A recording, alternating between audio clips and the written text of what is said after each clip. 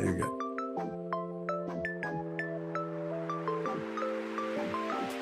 All right, let's hook into it. Welcome to the Hey, strategy sessions. This is where we cut through the noise and explore what it really takes to lead, grow, and be successful in business, particularly at an executive level. In this session, we're focusing on how to drive your career forward and how to access the hidden job market. I'm your host, Jeremy Burt, leadership coach and mentor to CEOs, emerging leaders, and businesses who want to be really the best that they can be. Let me introduce today's guest who'll help us unpick all of this. No pressure. Today, I'm excited to welcome Sean Garvey to the session. I've known Sean for a long time. I'll read your bio out, Sean. It's very impressive. So, Sean is a partner at Odgers and Berndtson, one of the top recruitment and executive firms in the country and globally, leading the technology sector and the CIO officers practice for Australia and New Zealand. With over 20 years of experience in executive search, Sean specializes in executive leadership appointments for high growth tech companies undergoing founder transitions, as well as C-suite placements for ASX listed and global multinational corporations. Sean's experience and expertise encompasses roles such as Chief Information Officer, Chief Digital Officer, and Chief Technology Officer, particularly within private equity backed and large corporate environments. Prior to joining Odgers, Sean founded and scaled his own executive search firm, Oceans Group, which was later acquired by a large human capital company. His early career involved key account management positions with global brands such as Gossard, Jockey, and Lyle and Scott. Born in Jamaica and educated in Pakistan and the UK, Sean relocated to Australia in 1999. He holds a BA Honours in Human Physiology from the University of Birmingham. And beyond his professional endeavours, Sean has contributed as a judge in the Australian Technologies Competition, reflecting his commitment to fostering innovation in the tech sector. Sean, I'm delighted to welcome you to the podcast. Thanks for coming. thank you, Jeremy. And actually, I have to say, just in full disclosure, thank you for writing that bio. And that's actually way better than I could have written it myself. So I'm genuinely changing my bio on our website now because of I, that. Thank you. I promise you, I got no help at all. Don't use the word AI. There's a pound in the swear jar. No, that's great. That's great. No, so thanks for joining, Sean. The question I know that before we get to the guts of it, how's the market going at the moment? Yeah, look, I pause because it's actually really difficult to get a solid read on it. And that is a question I get asked pretty much every day. And I would say every week it changes. So but the lens I typically have on it is a bit more technology centric, which in some ways is a global employment marketplace, partly because tech companies tend to scale globally. But I can speak broadly across the different industry sectors we work in. I would say as a general comment at 1,000 feet, the employment market in say 2023 calendar year was soft. We had really hot verticals, higher education, interestingly, public sector, and defence was quite a busy market. The technology markets themselves globally were soft, and I think we'd seen there's a whole bunch of reasons we won't go into now, but in terms of cost of capital and private equity activity, IPO activity, all of those things were really off the table. Banking and financial services showed steady growth.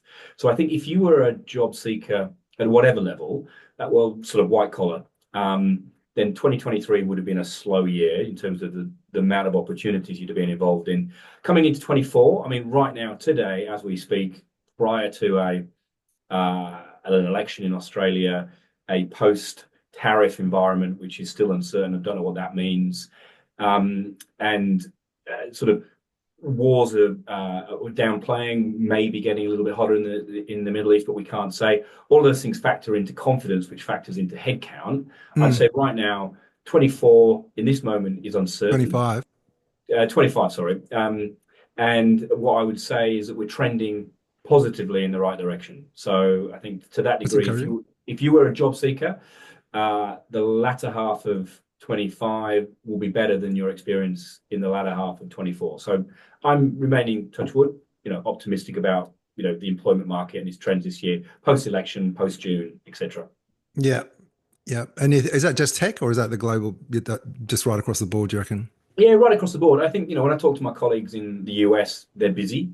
When I talk to my colleagues in London, they're getting busy. Yeah. Japan office is working with Japanese multinationals. They're busy. Our India office, yeah, I mean, is just once in a generational growth. I mean, we're just seeing Really? huge growth there.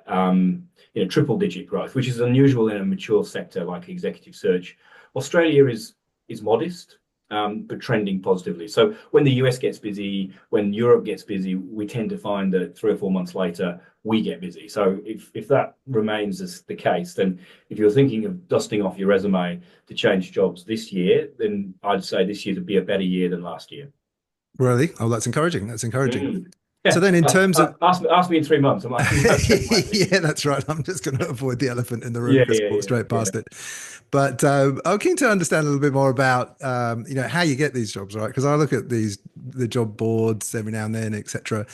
And there's kind of a few jobs or whatever. But then I look at LinkedIn, and it's like so and so got this job, and so, and so like how do these guys get this job? How do you access that? What seems to me to be a hidden job market? Yeah, let's sort of break that down into a couple of segments. Let's call it the my world isn't the early career, but let's assume you've got to a point of competency, you've reached middle management, and you're on your way to executive leadership and senior management.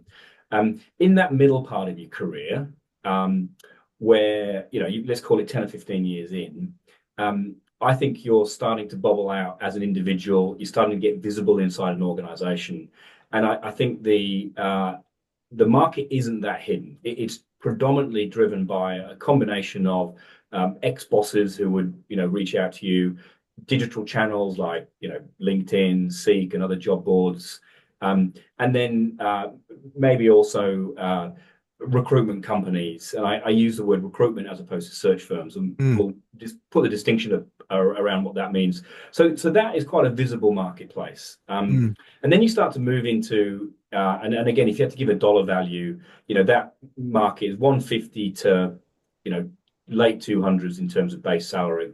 Once you start getting into the 300, 350, 400 and above in terms of base salary, the market becomes a little bit more opaque and less visible.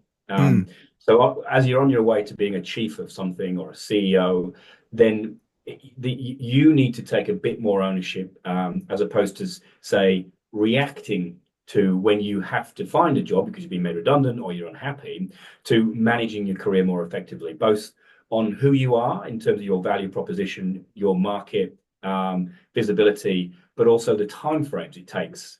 Because as you got the pyramidal org Yeah. design, there's less opportunity.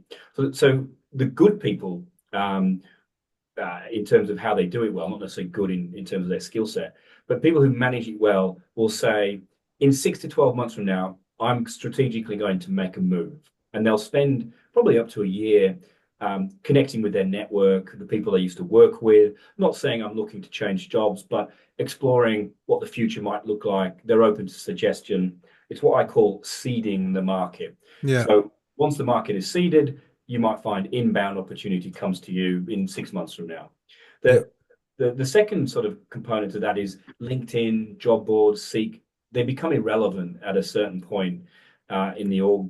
And if you're going to get the executive leadership roles, what you really need to do is then partner with executive search firms, both the globals and the boutiques who do it well in certain verticals or in certain functions, build really detailed, really sort of close relationships with them that might move with you through multiple years. I mean, I've been closely connected with people for 15 years plus and helped shape and navigate their career, not just always placing them, but being a sounding board, giving them advice. So the relationship with the search firm becomes more important as you go up the food chain. And then the sort of the third bit, which is your personal brand and reputation. And we can get onto the details of how you might manage that. But your network becomes also increasingly important. And the people who do it really well are those that have credibility within inside a cohort of people they know, and they'll catch up regularly. And but then those who do it really well go to the network of their network. So when they're actively running a campaign, they might have worked with a CEO. They're, for argument's sake, say a chief revenue officer of a tech company. They may say to their CEO, "Who do you know in your network that you can introduce me to that might be worthwhile me knowing, that I might be able to add some value to them?" And Australia is a very relationship build building culture. So people are Yeah. very gracious with their time. Mm. They will meet you. So once you get 2 or 3 deep in the network, it's a compounding effect. So search firms, your network, and your personal brand network, and managing your exit from an organization, not because you're unhappy, but because strategically there's no opportunities for you, is probably slightly different from when you were more junior to responding to a job ad that you see pop up into your feed. So Yeah. it's not hidden. You just need to manage it more. And so so presumably when you're meeting with, the network, then you've got your elevator pitch going and you're sort of clear on the value that you provide today. But what value can you provide to kind of like a friend of a friend or a connection of a connection? Is it just being connected, or is there more depth to it than that at that point? Yeah, look, again, there's 2 levels to it. I think you need to have interesting and fascinating stories to tell. Mm. I think when you're in a coffee conversation that isn't about a job, it's about relating your experiences that the person that it could be a chair, it could be CEO, it could be chief people officer, it could be a head of talent. It's about really helping them understand what you've done that's interesting and different. So, and it's not a skills conversation. I think Okay. the connection on a human level.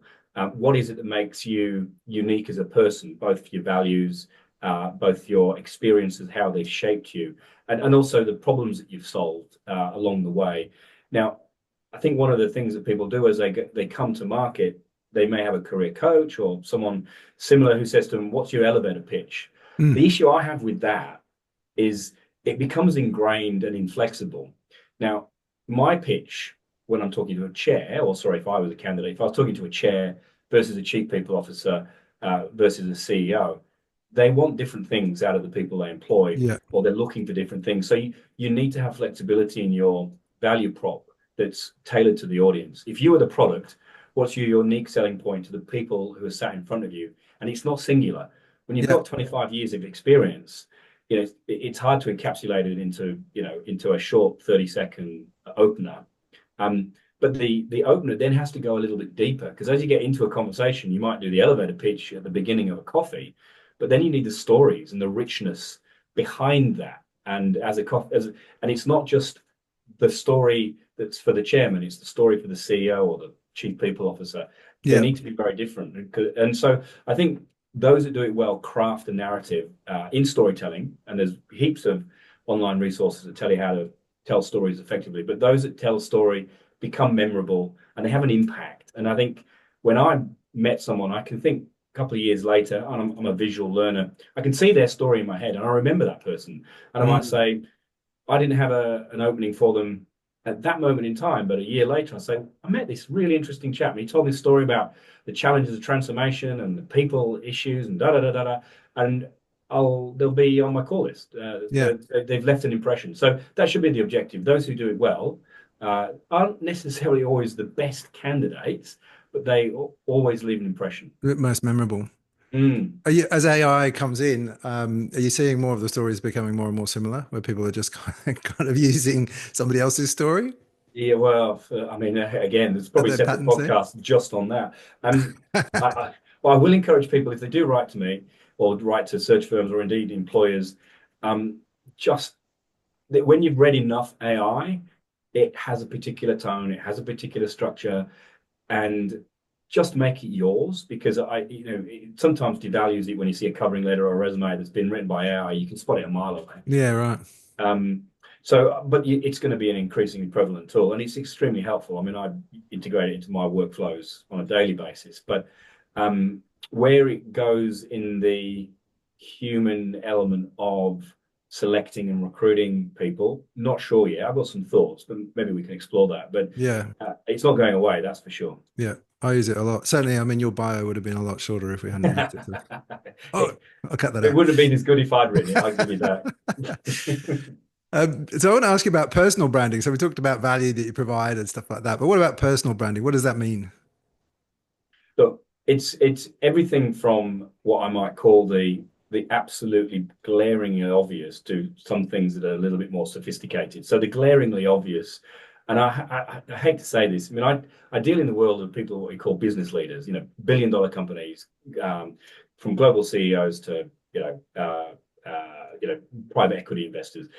The amount of times that people don't prepare, Um, they they don't know why they're there. Even when I'm interviewing people for for a particular company, they haven't done any background research, and just simple things like physical appearance. Um, whilst we're not wearing uh, ties these days, Mm. putting on a good shirt, combing your hair if you have any, and you wouldn't believe the presentation on one side and the preparation that people have. And I shouldn't even be mentioning that when we're talking about leadership. That should have been done years ago. But I think people can get complacent. So this is if you were uh, a salesperson going in to meet a potentially huge customer, you'd make an effort, you'd prepare, you'd dress well. Apply that same rigor to your personal branding inside an interview process. But it gets forgotten, Yeah. unfortunately, somewhere along the line. And then Gotcha. on the slightly more sophisticated end, the personal branding in a public domain will be, if you're asked to speak at conferences, I think that's a good thing if you've got something to say. Yeah. So always take that opportunity. Um, and I think if you're managing your LinkedIn profile well, writing white papers, commenting and sharing on interesting insights that are relevant for you, I think just gives a visibility. And what people don't realize is that those digital domains become a record that people will ultimately reference towards as you Yeah. go through a process. So you can imagine that there's a person within the team referencing your digital media. I once did I won't name who it is, but a head of government affairs, and they were applying inside a corporation that was very left leaning, but their Facebook posts were very right leaning, where Well, they not did aligned. the policy. Anyway, we came to Mm. job offer, and that person looked at their social media presence, and it was oil and water. So anyway, they didn't get the job because of their Really? political views. It would have been a mismatch. So sometimes just be mindful of what you say in the digital domain. Yeah. It's that won't always serve you well. And again, we should all know that, but it's amazing how we don't. The other thing is, if you are a high-profile individual, a chair, a CEO, or just a visible person, I've had instances where there is negative press, and when you Google someone's name, news articles will come up. Now, I would say 8 times out of 10, the media bias on what the real story was isn't the truth. Yep. And if you are on Google in a negative light, my advice is manage your personal brand early and quickly. Even with the search firm, put it up front. If you Google my name, you'll see X, Oh, you see, you and point to then it. give them the nuance and the story. So as a representative, when I'm talking to a client about a candidate, Yep. I can manage that issue and concern, assuming what I mean. If some of the stories are completely true, then it is what it is. But you can just address it. Yeah. Yeah. So, I mean, you talked a little bit about common mistakes, but it sounds like the LinkedIn profile then actually really matters what you've got on there. Yeah, look, there's a To lot put of everything, do you have to put everything on there? no, because there's some stuff in commercial and confidence you can't say. Mm. Um, think about the LinkedIn profile as a teaser. It gives the audience and the reader enough of a sense of who you are that they may want to, for example, approach you, or they may want to seek your expertise within an M&A discussion, or indeed joint ventures. So it doesn't have to necessarily be purely about you as a candidate. You validating your expertise inside a community, a business community, that can lead to other propositions is also useful. But you don't need too much detail. It's not a resume. Mm. It's probably more of a landing page of who you are, what you're involved in, to give the reader a perspective ahead of meeting you. Yeah. So when they do meet you, they can set the tone correctly, or they can talk about things that you're interested in. It does obviously lead to you being a candidate, and you may decide to refresh your LinkedIn to become a little bit more.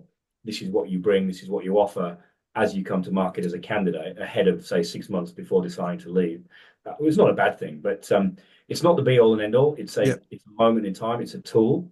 As you go through a selection process, the LinkedIn profile becomes less and less relevant, and it becomes Yeah. more about you. But I think as a contributor to your brand inside a recruitment process, then absolutely it's essential. Mm. So just a question that's niggled me for years, but what's your view? Photos on CVs, yes or no? If you look like me and you, then probably not. Well, that So makes sense. it makes sense. Um,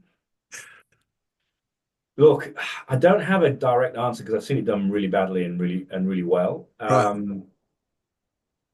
Jury's out. Yeah, jury's out. Jury's out. It's a personal document.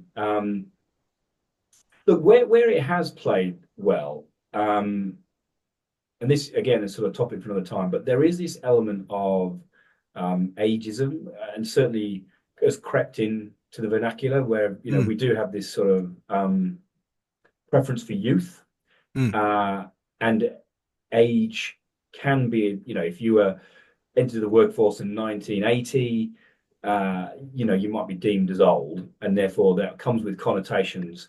Easy. So, but yeah.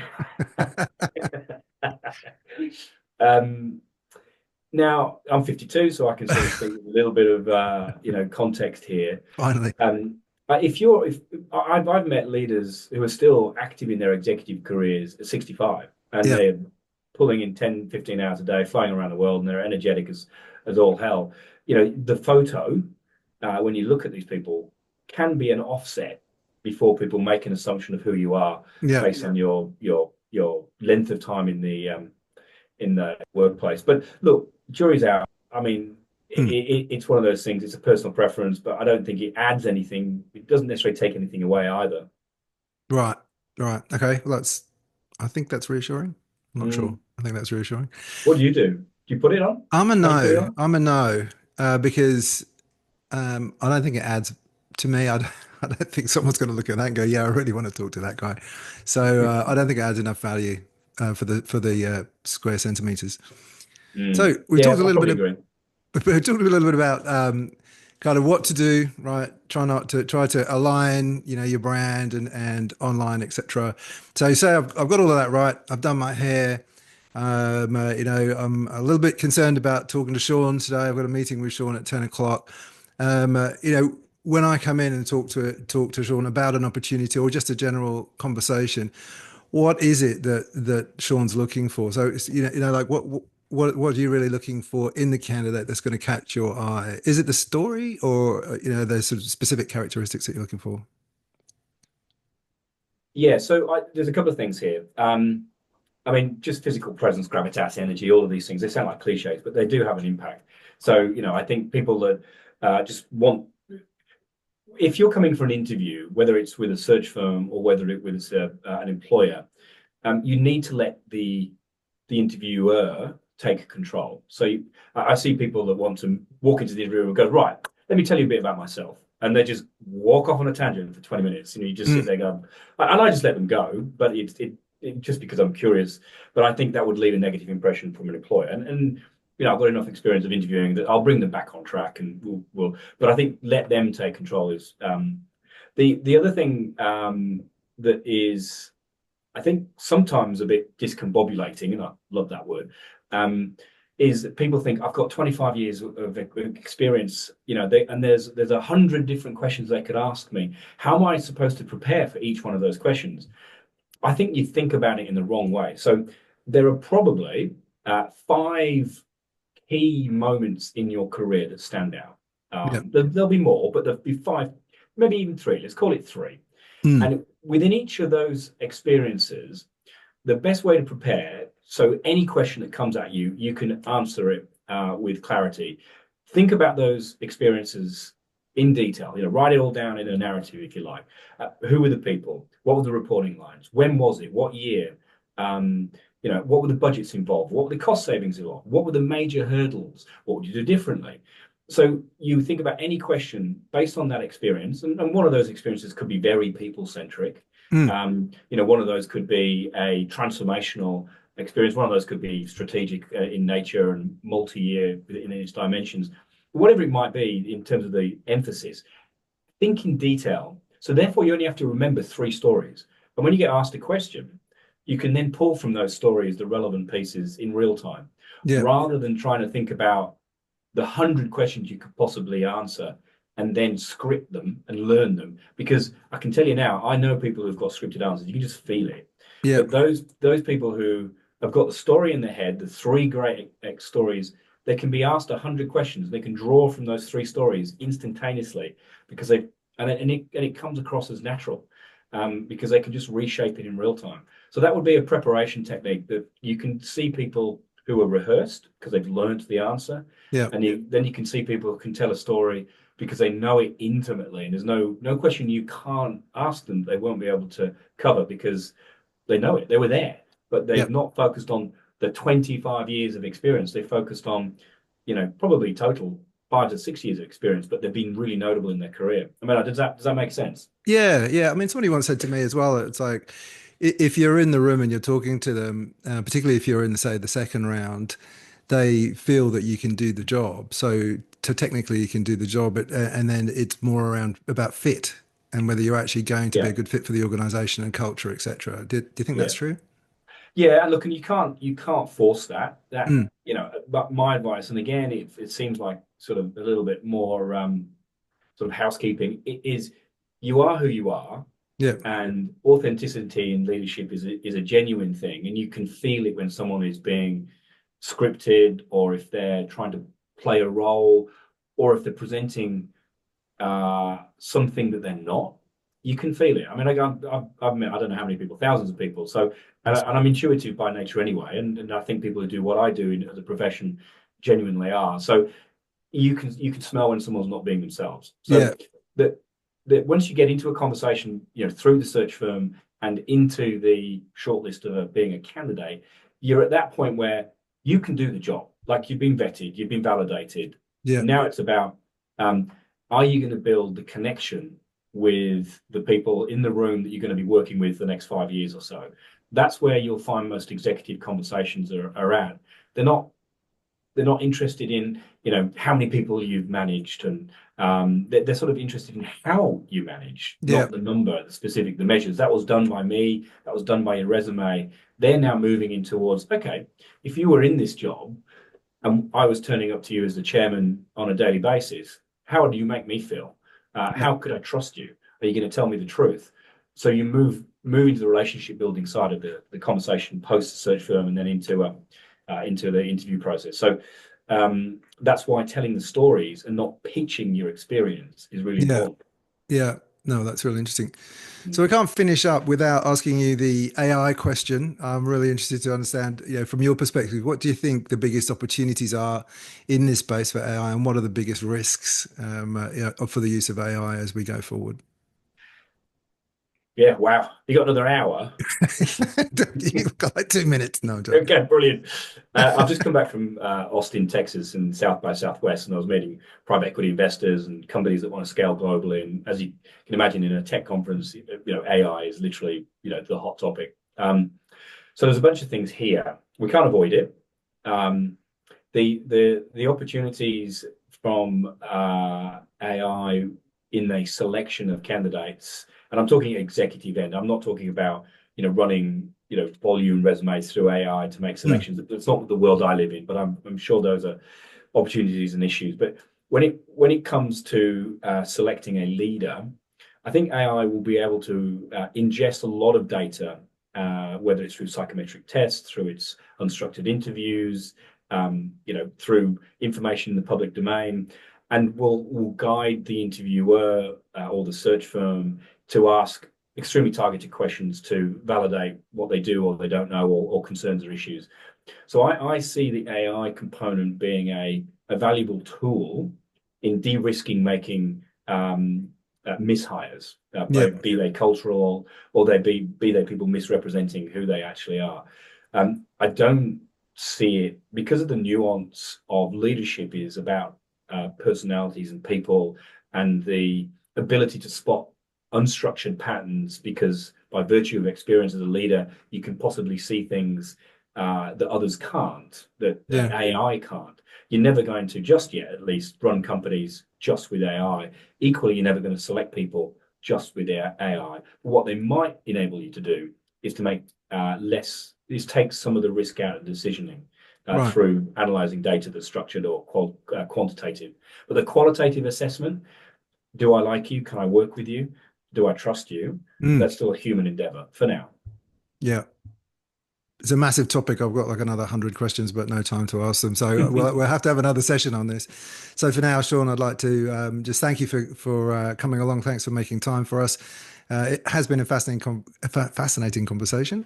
And thanks for your stories and openness and your take on how to cut through when you're trying to navigate career progression. So thanks everybody for joining us at the Strategy Factory at the Strategy Sessions. If you found this conversation valuable, don't forget to like and share it with other people that want to know more about what great leadership can look like and what effective governance could look like from the experts. Don't forget to keep an eye out for the next episode of the Strategy Sessions series, where we continue to explore the minds and methods of exceptional leaders in lots of different industries. So once again, Sean, thanks very much. It's been great to chat. Awesome. All right, chat soon. See ya.